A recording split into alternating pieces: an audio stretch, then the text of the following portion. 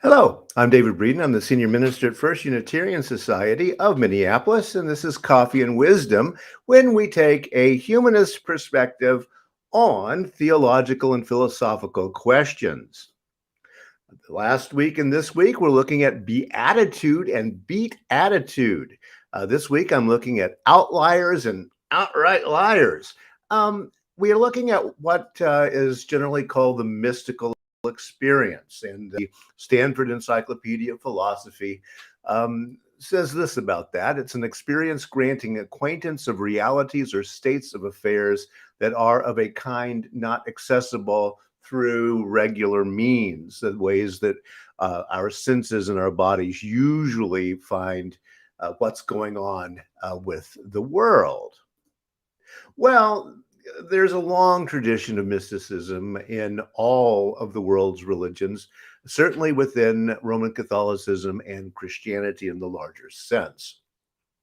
You can find all kinds of books about this, very serious books, scholarly books, a little bit more new agey books about the way you too can follow these paths and that kind of thing. So there's a broad range and understanding of just what mysticism might be. Last week, I talked about Julian of Norwich, a Christian mystic that is now, her work is now very much enfolded into regular Christianity. There are also these folks who are a little bit more problematic. Marguerite Porete, a French mystic, is still a little bit problematic because of some of the ways that she saw reality is operating. Basically, the idea that that the mystic's mind melds with God's mind, and therefore the mystic is able to speak for God. Marjorie Kemp, I mentioned. The first autobiography in the English language was written by Marjorie Kemp, a mystic who was pretty on the line, shall we say, in terms of heresy, but she was able to dodge any real retributions. I also mentioned Meister Eckhart, probably the most famous of the mystical experience folks from that time period, a German mystic who died before he could be prosecuted for some of his ideas. Mostly, again, a little bit in that direction that when we do embrace our mystical experience, we become part of the mind of God, and therefore we're speaking. Now, the real question is, can a mystical experience lead to confusion or a wrong conclusion? And this was the reason that Porete was burned at the stake back in the day. And it's a continuing problem for the Roman Catholic Church itself, and certainly for Protestant Christianity. But the Protestant Christian tradition really doesn't have any way of saying, well, wait a minute, that's just out there. Sorry.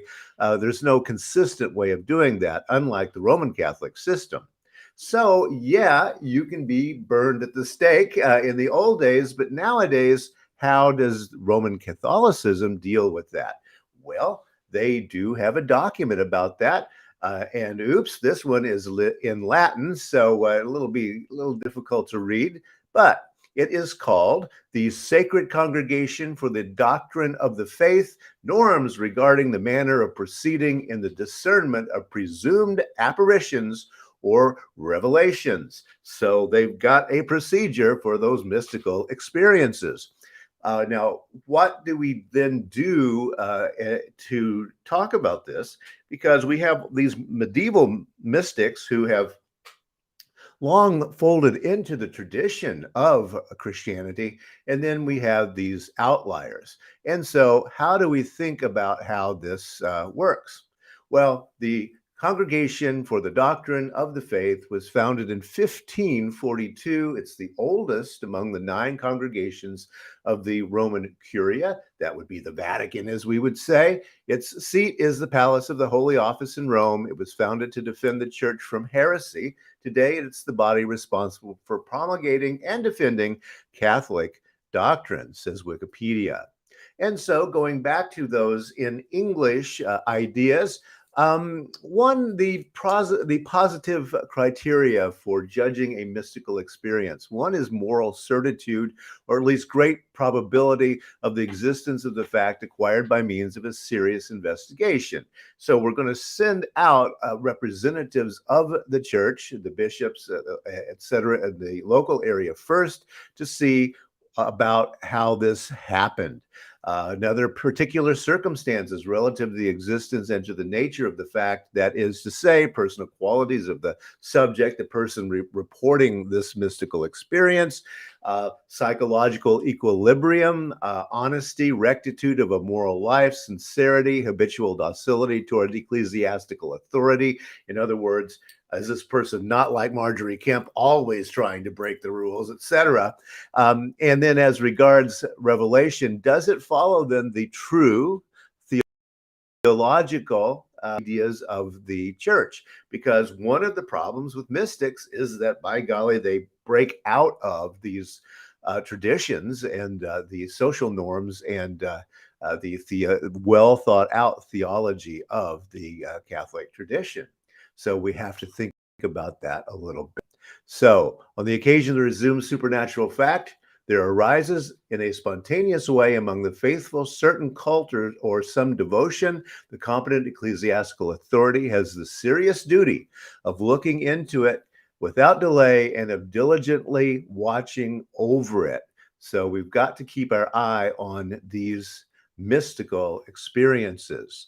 And then we must in some way intervene if they are indeed judged to be in some way dangerous or heretical.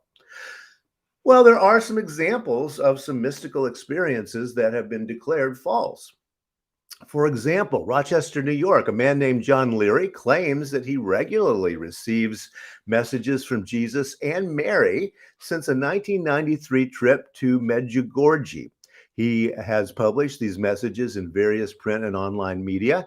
On July 7th, 2000, the local bishop declared that, quote, the locutions are human in origin, not divine. Well, what is this Medjugorje? Well, it's one of the places that the Roman Catholic Church has said, yes, indeed, Mary has appeared to people. It has become a pilgrimage site for people, and people who then go there, like the gentleman I just mentioned, often have their own mystical experiences later. And this is a little bit concerning. Also in Denver, Colorado. In 1990, a woman named Teresa Lopez said she received visions of the Blessed Virgin Mary at the Mother Cabrini Shrine in Denver. Many others accompanied her and stared at the sun for a promised apparition. The local bishop investigated the claims and declared on March 9th, 1994, that the visions were, quote, devoid of any supernatural origin, end quote, and urged the faithful to refrain from participating in anything associated with the visions. So yes, this continues to this day as an issue within the Roman Catholic tradition. Mystics saying, "Oh, I have heard this from Mary or from God, and this is what they have to say." And then the church must, in some way, vet these visions to say, "Wait a minute, maybe this is not quite what it appears." You can do lots of research online about these very interesting apparitions, mostly in the Catholic tradition about the Virgin Mary. She appears to many people in many different forms around the world. Within Protestantism, again, because there isn't a central authority, it does become a little more problematic. Well, in the larger non-Christian or not exactly Christian world, now that's what I want to look about on Thursday. Is mystically profound or is it word salad? For example, Deepak Chopra. I will look at him a little more closely on Thursday. Here's a saying from Deepak: "Don't try to steer the river." Is that mystically profound or is it word salad? Or can sometimes word salad be mystically profound? That's what we want to look at on Thursday.